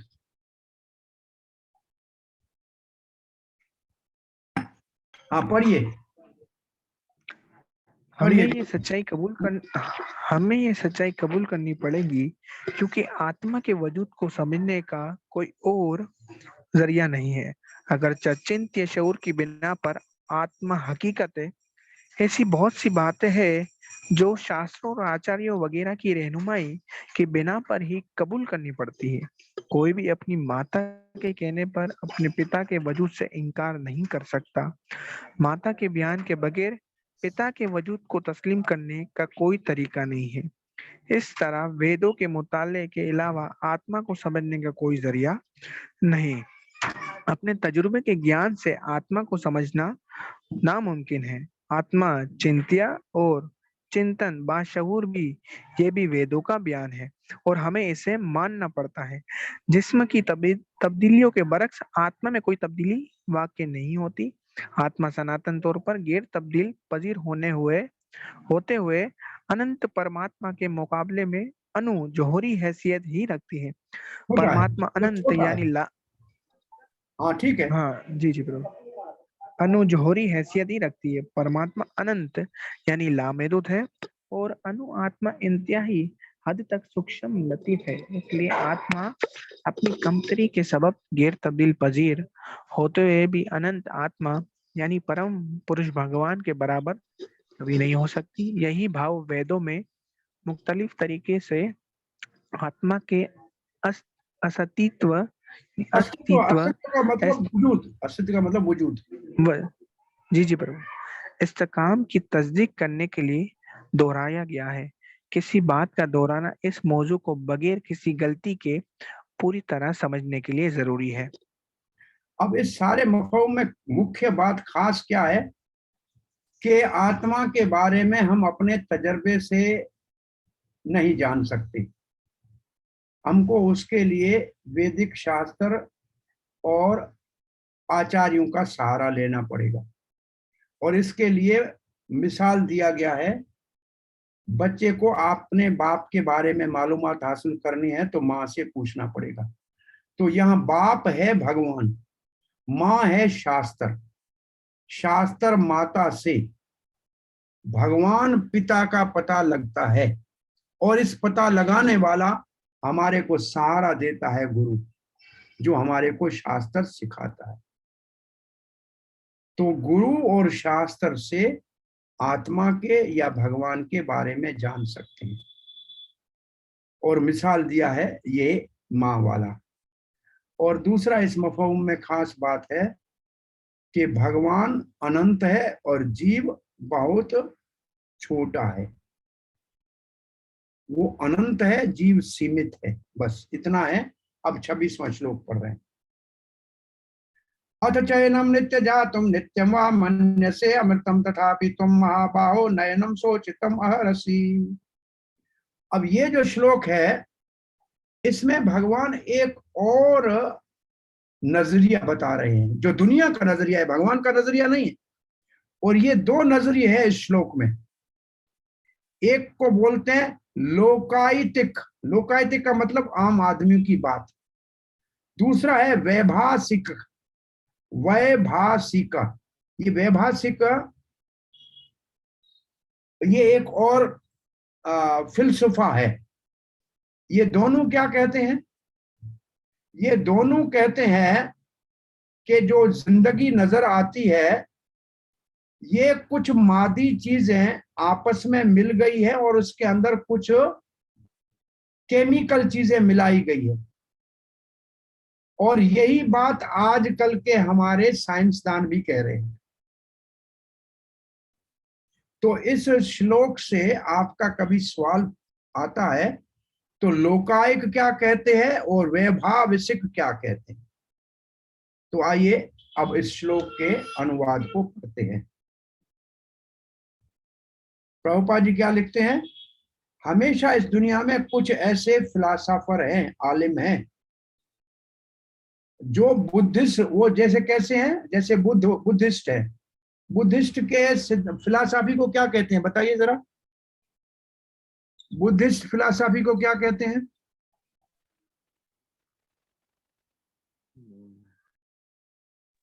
शून्यवाद। शून्यवाद क्या कहते हैं?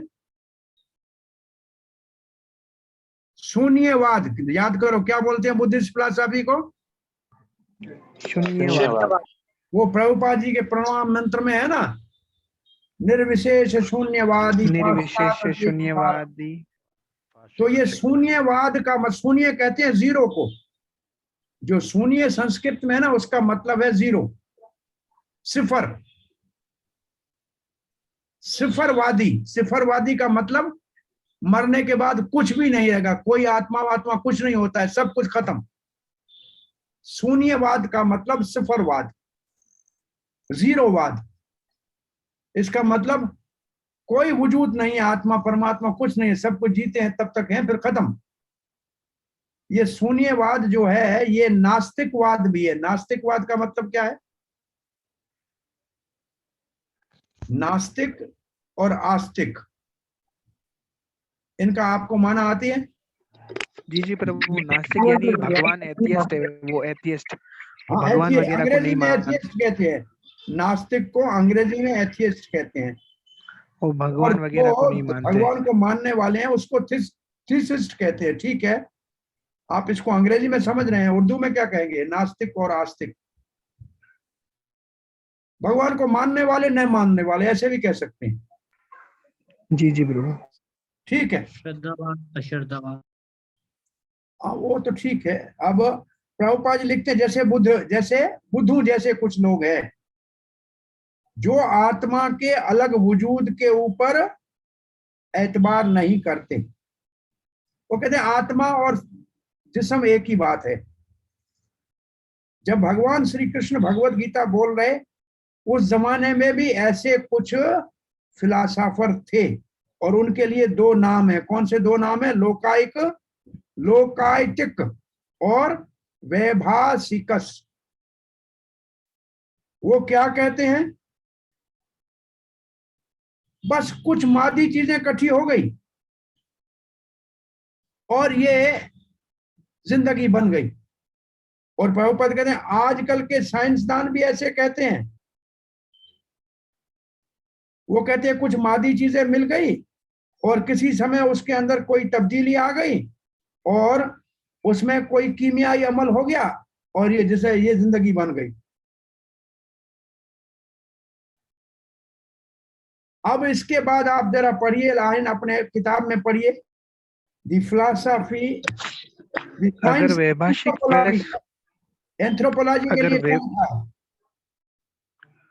प्रभु वैभाषिक फलसफे की तरफ अर्जुन को आत्मा के वजूद नहीं नहीं पर यकीन नहीं। आगे आगे जाइए।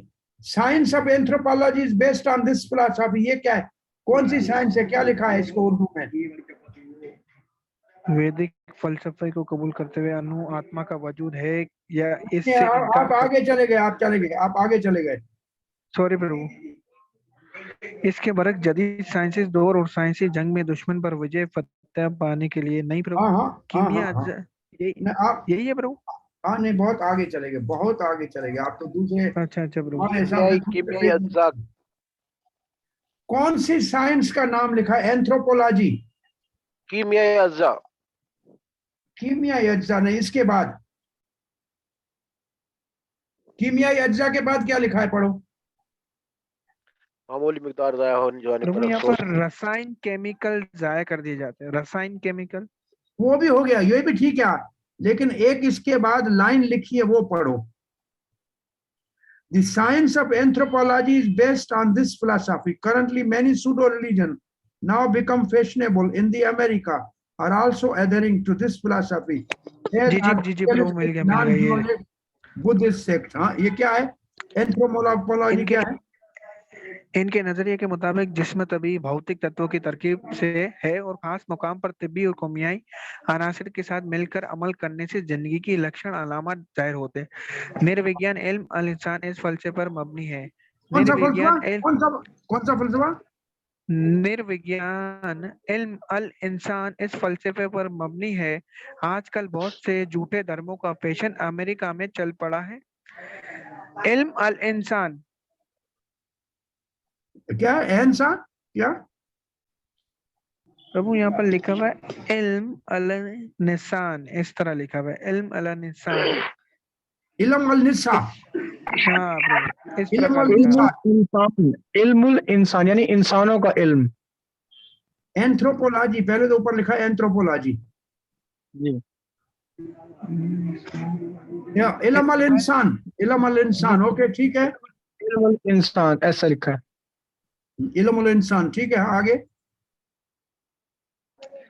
इस फलसफे पर मबनी है। आजकल बहुत से झूठे धर्मों का फैशन अमेरिका में चल पड़ा है। वो भी इस फलसफे की पैरवी करते हैं और साथ ही शून्यवादी मुनकर भक्त बुद्ध मत की पैरवी करते हैं। अब देखो, अगर शून्यवाद आया वैभाषिक ना, फल बुद्ध मत शून्यवाद आया ना, समझ में आया ना? जी जी प्रभु आया है। अच्छा, अब हम पढ़ते हैं आगे। अब भगवान कहते हैं अर्जुन अगर, हाँ ठीक है, पढ़िए पढ़िए। अगर वैभाषिक फलसफे की तरफ अर्जुन को आत्मा के वजूद पर यकीन नहीं है, फिर भी गम करने का कोई सबब नहीं। कीमियाई अज्जा की मामूली मिकदार जाया हो जाने पर अफसोस करके कोई भी अपने मुकर्रर फर्ज से मुंह नहीं मोड़ता। इसके बरक्स जदीद साइंसी दौर और साइंसी जंग में दुश्मन पर विजय यानी फतह पाने के लिए ना जाने कितने ही टन रसाई केमिकल जाया कर दिए जाते हैं। वैभाषिक फलसफे के मुताबिक जिस्म के जवाल पजीर होते ही ये नाम नियाद आत्मा गायब हो जाती है। बस अगर अर्जुन इस वैदिक फलसफे को कबूल करते हैं कि अनु आत्मा का वजूद है या इस उससे इनकार करते हैं, तो दोनों रूपों में इसके लिए दुख करने की कोई वजह नहीं थी। वैभाषिक नजरिए के मुताबिक कितने ही जानदार हल्लमे पदार्थ यानी मादा से पैदा होते रहते हैं और कितने ही हल्लमा खत्म होते रहते हैं। इसलिए ऐसे वाकयात पर दुखी होने की कोई जरूरत नहीं। दादा और गुरु की हलाकत के पाप कर्मों से अर्जुन को डरने की जरूरत नहीं, क्योंकि इस फलसफे के मुताबिक आत्मा तो दोबारा पैदा होती ही नहीं। श्री कृष्ण ने तंज करते हुए अर्जुन को महाबाहु यानी मजबूत बाजू वाला कहकर मुखातिब किया, क्योंकि उन्होंने कम से कम वैदिक ज्ञान को भुला देने वाले वही भाषिक नजरिए को कबूल नहीं किया। क्षत्रिय होते हुए अर्जुन वैदिक तेजी से ताल्लुक रखते थे, इसके नियमों का पालन करते रहना ही उन्हें शोभा यानी जेब देता था। ठीक है, तो अब इसमें दो किस्म के जो नजरिए उस वक्त थे, लोकायक और वैभाषिक, और ये यही नजरिए आज की साइंस के हैं, और यही बात शून्यवाद वाले बुद्ध भी कहते हैं। तो ये नजरियों को भी अगर माना जाए तो अर्जुन को लड़ने से, अपने फर्ज से गाफिल नहीं होना चाहिए, क्योंकि अगर ये सिर्फ मादी चीजें हैं या कुछ केमिकल रसायन है बने हुए जिस्म है, तो ऐसे तो कितने ही रोज गिरते हैं, टूटते हैं, फूटते हैं, जंग लड़ाई में क्या फर्क पड़ता है। फिर भी प्रभुपाद लिखते हैं कि भगवान श्री कृष्ण कहते हैं अर्जुन इन मूर्खों की बात को कम से कम नहीं मानता है, वैदिक बात तो मानता है। और फिर महाबाहु कह के भगवान ने उसको कहा कि तुम क्षत्रिय हो, अपने धर्म को पालन करो, इन बातों को मत, अपने फर्ज से गाफिल मत हो। अब 27वां श्लोक पढ़ने जा रहे हैं। जातस्य मृत्यो जातस्य दुर्वा मृत्युम, जिसका जन्म हुआ है उसका मृत्यु होगा। जातस्य ध्रुवम, ध्रुव मतलब अटल, ध्रुव मतलब जरूर होगा, कोई शक नहीं। जातस्य ध्रुव मृत्यु, जिसका जन्म हुआ है उसका मृत्यु तो जरूर यकीनन होगा। ध्रुवम जन्म मृतस्य, और जिसका जन्म मिला उसका मृत्यु, जिसका मृत्यु हुआ उसका दोबारा जन्म होगा। तस्माद अपरिहार्य अर्थे न तुम सोचितुम अर्हसि, इसलिए तुम्हारे को किसी चीज के लिए शोक नहीं करना चाहिए। और ये एक चक्कर है पूरा। क्या चक्कर है? चक्कर ऐसा है, जब शरीर खत्म हो जाता है बूढ़ा होके, तो फिर उसके कर्मों के आधार के ऊपर, उसको ख्वाहिशों के आधार के ऊपर उस आत्मा को एक नया शरीर मिलता है, और वो नया शरीर मिलता है तो फिर नई ख्वाहिशें पैदा करता है। इसके बाद ये शरीर या तो मर जाए या इस चक्कर को यहां खत्म करके और मुक्त हो जाए। तो ये जन्म मृत्यु का चक्कर है, इसको खत्म कहां किया जा सकता है और मुक्त हो जाया जा सकता है कि हम ऐसी ख्वाहिश करें और ऐसा कर्म करें जिससे हमको दोबारा जन्म न लेना पड़े। और ऐसी ख्वाहिश है कृष्ण की भक्ति की, ऐसा कर्म है कृष्ण की भक्ति का। वो करेंगे तो जन्म मृत्यु से बच जाएंगे।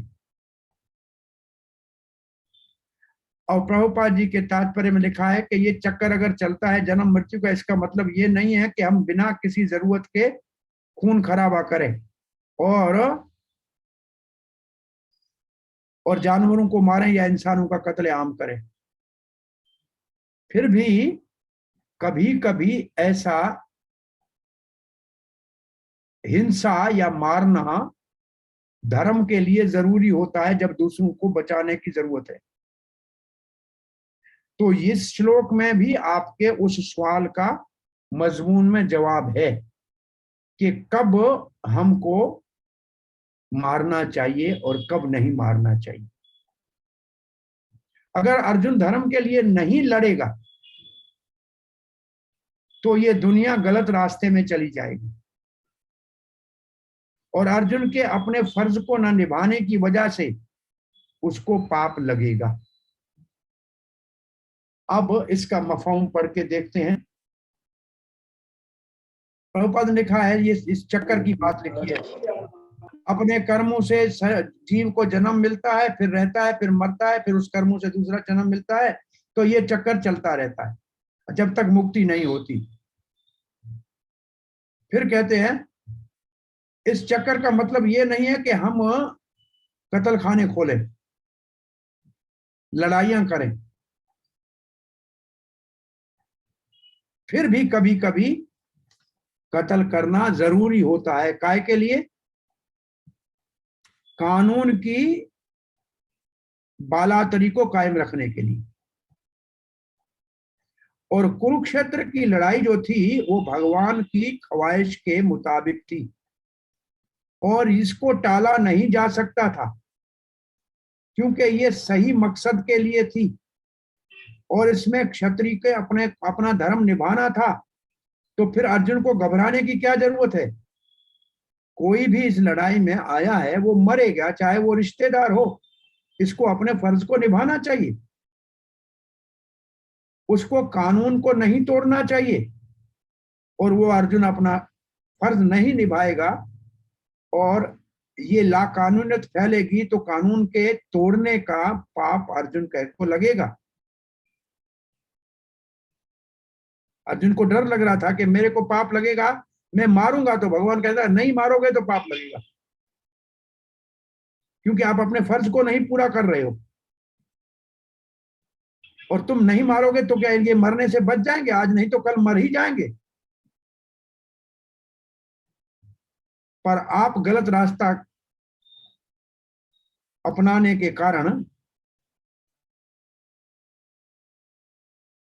आपका फर्ज पूरा नहीं करोगे तो आप गलत रास्ता अपनाओगे।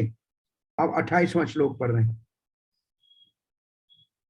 इसी चक्कर को आगे बढ़ाया है भगवान ने, जन्म मृत्यु के चक्कर को आगे बढ़ाया। अव्यक्तादीनि भूतानि व्यक्त मध्यानि भारत अव्यक्त निधनानि एव तत्र का परिदेवना। अव्यक्तानि का मतलब पहले दिखते ना, कुछ भी दिखता नहीं था। अव्यक्त का मतलब नजर नहीं आना। भूतानि का मतलब ये जिस्म। व्यक्त मध्यानि भारत, बीच में ये सब नजर आते हैं। और फिर अव्यक्त निधनानि, उसके बाद इसकी प्रलय हो जाती है, फिर ये सब खत्म हो जाते हैं। तो फिर काहे के लिए परेशान होना? पहले ये जिस्म दिखते नहीं है, फिर कुछ समय दिखते हैं, फिर ये खत्म हो जाते हैं। इसे जन्म से पहले तो बच्चा थे, देखा नहीं, और कुछ समय रहेगा और उसके बाद फिर मर जाएगा और फिर वापस पैदा हो जाएगा। तो इसमें प्रभुपाद ऐसे लिखते हैं कि भाई एक बिल्डिंग है, अब बनी हुई है बिल्डिंग, कल इसको गिराओगे सारा मलबा हो जाएगा। तो मलबा उसी बिल्डिंग का है ना, इसमें रोने की क्या बात है? तो दो किस्म के फिलासफर हैं इस श्लोक के मफहूम में। एक है जो भगवान के वजूद को नहीं मानते हैं,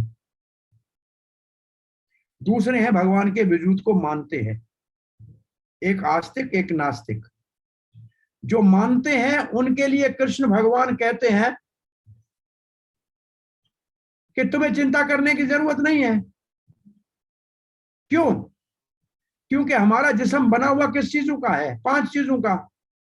आकाश, वायु, अग्नि, जल, पृथ्वी, और ये सब चीजें आपस में कटी हुई है, इनसे ये जिस्म बना है। और अगर आप भगवान को नहीं मानते हैं तो भी ये सब चीजें तो ऐसे की ऐसे रहेंगी। जब कुछ नहीं था तब ये ऐसे थी, और कुछ समय के लिए ये ऐसे जाहिर हो गई, तो इसके लिए परेशान क्यों होते हो? ये चीजें तो ऐसे की ऐसी पड़ी, क्यों? चीजें तो खत्म होने वाली है नहीं, फिर इसमें से नया चीज बन जाएगा। इसको ऐसे समझें, आपने देखा है कुछ लोग जो है पुरानी प्लास्टिक को इकट्ठा करते रहते हैं, आज बोतलें हैं सब इकट्ठे करते हैं, फिर जाके उसको पिघलाते हैं, फिर दोबारा बोतल बना के लेके आ जाते हैं। तो जो पहले थे उसको इकट्ठा करके फिर दोबारा नया बना के लेके आ जाते हैं। तो ये जिस्म जो टूट के गिरेगा, इसका सामान तो कोई खराब होगा नहीं, ये सामान फिर मिला के दोबारा शरीर बन जाएगा, तो इसमें रोने की क्या बात है? आत्मा तो वैसे मानते हो, आत्मा के ऊपर आपको विश्वास एतबार है तो आत्मा मरता नहीं है, और आत्मा के ऊपर एतबार नहीं है तो भी कोई परेशानी की बात नहीं, क्योंकि ये भी matter is also not never destroyed. ये मादी चीजें भी कभी खत्म होने वाले नहीं, ना आकाश खत्म होगा, ना अग्नि खत्म होगी, ना पृथ्वी खत्म होगी। तो आप इसको ऐसे पढ़ के देख लीजिए, इस मफहूम में ये खास बातें कही गई है कि आप चाहे मानने वाले हो आत्मा के वजूद को या न मानने वाले हो, फिर भी इस लड़ाई में आपको परेशान होने की जरूरत नहीं है।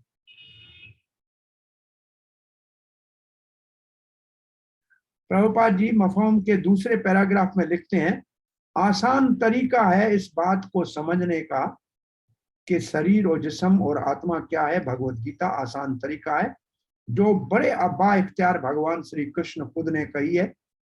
तो हमारे को और किसी भी दूसरे फिलॉसफी या थ्योरी का सहारे लेने की जरूरत नहीं है। फिर भी इस भगवत गीता को समझने के लिए बहुत ज्यादा तपस्या करने की जरूरत है, या इस जन्म में या किसी और जन्म में की होगी, हमने कोई यज्ञ तपस्या कुछ दान किया होगा, तब ये बात समझ में आएगी, तभी हम कृष्ण को परम पुरुष भगवान मान सकते हैं। अगर ये हमने कोई पुण्य नहीं भी किया है, कोई भगवान का प्यारा भक्त कृपा कर दे, उसका संग मिल जाए, तो ये हम समझ सकते हैं। ये बहुत अच्छी बात इस श्लोक के आखिर में लिखी है। आपको मिली ये बात? हम अब 29 और 30 श्लोक पढ़ के आज के इस क्लास को पूरा करेंगे। तो ये यहां तक भगवान ने अर्जुन को ज्ञान, आत्म ज्ञान के जरिए जो उसके दिल में रहम आया था और उसकी वजह से लड़ना नहीं चाह रहा था, उसका जवाब दिया। अब 29 और 30 श्लोक में क्या लिखा है, 29 को पढ़ते हैं। आश्चर्यवत् पश्यति कश्चिदेनम् आश्चर्यवद् वदति तथैव चान्यः आश्चर्यवच्चैनमन्यः शृणोति श्रुत्वापि एनं वेद न चैव कश्चित्। ये बड़ा अच्छा श्लोक है।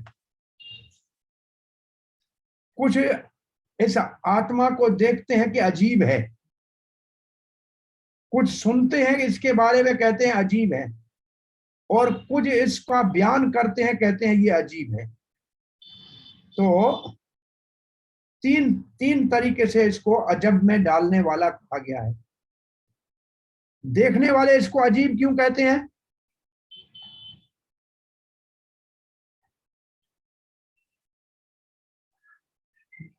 कुछ लोग आत्मा को देखते हैं कहते हैं ये तो अजीब चीज है,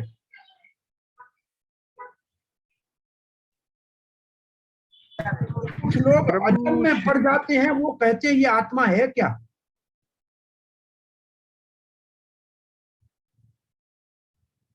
इसका मतलब है देखने से अजब पड़ता है, आदमी अजब में पड़ जाता है, और आत्मा अजब में डालने वाला है। दूसरे है आत्मा को सुनते हैं तो कहते हैं अरे ये तो बड़ी अजीब चीज है, उसको सुनने में अजब आता है। और कुछ अजीब लोग हैं जो आत्मा के बारे में सुनाता है, आत्मा के बारे में सुनते हैं तो अजब में पड़ जाते हैं, और कुछ कहते हैं ये आत्मा ही अजीब है, और ये सुनते हैं लगता है अजीब है आत्मा। और कुछ लोग इसका बयान कैसे करते हैं, अरे ये बड़ा अजब में डालना वाला है, और कहते हैं अरे इसको जानने वाले अजीब अजीब है, और कुछ कहते हैं आत्मा ही अजब में डालनी है। तीन तीन ऐसी बातें, आत्मा अजीब है, कहने वाला अजीब है, और सुनने वाला अजीब है। तो ये तीन चीजें इसमें बार बार कही गई है। अजीब क्यों है? बोला चाहे वो हाथी में हो या पेड़ में हो या कीटाणु में हो या इंसान में हो, वो हमेशा छोटा बराबर एक जैसा रहता। हाथी में बड़ा नहीं है और चींटी में छोटा नहीं है, ये अजब नहीं है? बड़ी अजब में डालने वाली बात है। और फिर आखिरी श्लोक में, और सारे इस 11 श्लोक से लेके 30 श्लोक का एक श्लोक में नतीजा निकाल के बताया गया है कि आत्मा मरता नहीं है और शरीर बचाया नहीं जा सकता है, इसलिए परेशान होने की जरूरत नहीं।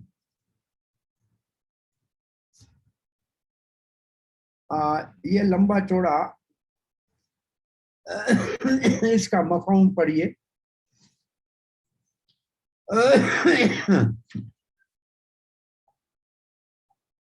क्योंकि गीता एक उपनिषद है, तो ऐसा ही श्लोक कठोपनिषद में ही है। प्रभुपाद जी कहते हैं गीता इसलिए बाइख्तियार शास्त्र है, जो श्रुति उपनिषद में है वही गीता में है। तो वहां क्या लिखा है? शर्वण्यापि बहुभीर यो न लभ्य, बहुत सुनने के बाद भी उसको कोई ढूंढ नहीं पाता। शुणतो अपि बहवो अयम न विद्यो हो, बहुत लोगों ने इसके बारे में सुना है फिर भी उसको नहीं जाना। आश्चर्यो वक्ता कुशलो, कोई बहुत होशियार कहने वाला हो, अस्य लब्धा, उसको ये मिल जाता है। आश्चर्यो अस्य ज्ञाता, जो इसको जानता है वो अजब में पड़ जाता है।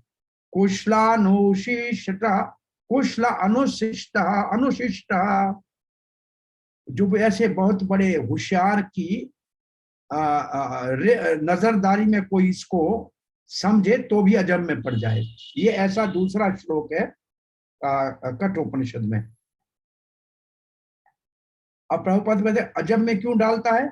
क्योंकि बड़े हाथी में भी वो छोटा उतना ही है, और एक बड़े बरगद के पेड़ में भी वैसा ही आत्मा है, और एक छोटे कीटाणु में भी वैसा ही आत्मा है, चूंटी में भी वैसा ही आत्मा है। तो ये तो अजब में डालने वाला तो है ही। कम अकल वाले लोग इसको नहीं समझ सकते। जिसने तपस्या नहीं की है वो नहीं समझ सकता है कि ये कितना अजीब है आत्मा। बड़े बड़े ज्ञानी इसके बारे में बताते हैं।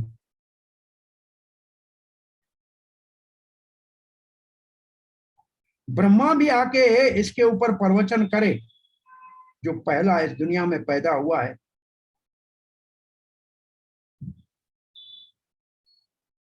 फिर भी लोग इसके बारे में समझ नहीं पाए। वो कैसे समझेंगे कि ये बड़े और छोटे में एक जैसा होता है?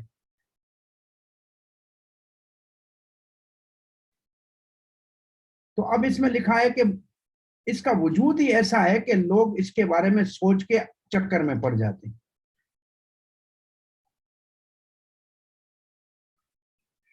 और कुछ लोग तो माया से इतने मोहित हो जाते हैं और केवल अपने हवासों की खुशी में फंसे रहते हैं। उनको टाइम ही नहीं है इस आत्मा के अजीब, वो गरीब फिलसफे को समझने का, और वो बेचारे हार जाते हैं अपने जिंदगी के इस जुस्तजू में।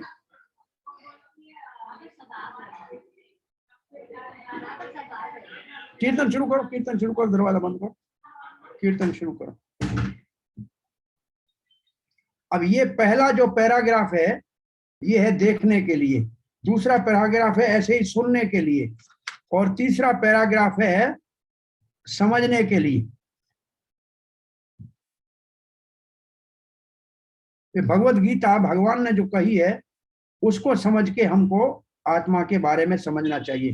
लेकिन जिसने कोई तपस्या यज्ञ आदि नहीं किया है उसके भाग में ये लिखा हुआ नहीं है, बल्कि किसी अच्छे भक्त की कृपा होगी तो वह देख सकता है। फिर दोबारा ये आया है। अब आखिरी श्लोक को देख लीजिए। देही नित्यम अविद्योयम, देही का मतलब आत्मा, नित्य मतलब सदा रहने वाला, अविद्यो का मतलब मारा नहीं जा सकता, अयम इसको, देह सर्वस्य भारत, जो सबके शरीरों में है उस आत्मा को मारा नहीं जा सकता। तस्मात् सर्वाणि भूतानि न त्वं शोचितुम अर्हसि, इसलिए सारे शरीरवादियों के मरने के ऊपर तुम चिंता मत करो, तुम अपने फर्ज को पूरा करो। ये भीष्म द्रोण का शरीर है, जाएगा, इनकी आत्मा नहीं मरेगी, इसलिए तुम अपने कर्तव्य को पूरा करो। यहाँ हमारा ये आत्म ज्ञान का प्रसंग पूरा हुआ। अब जब दोबारा मिलेंगे तब हम पढ़ेंगे कर्म का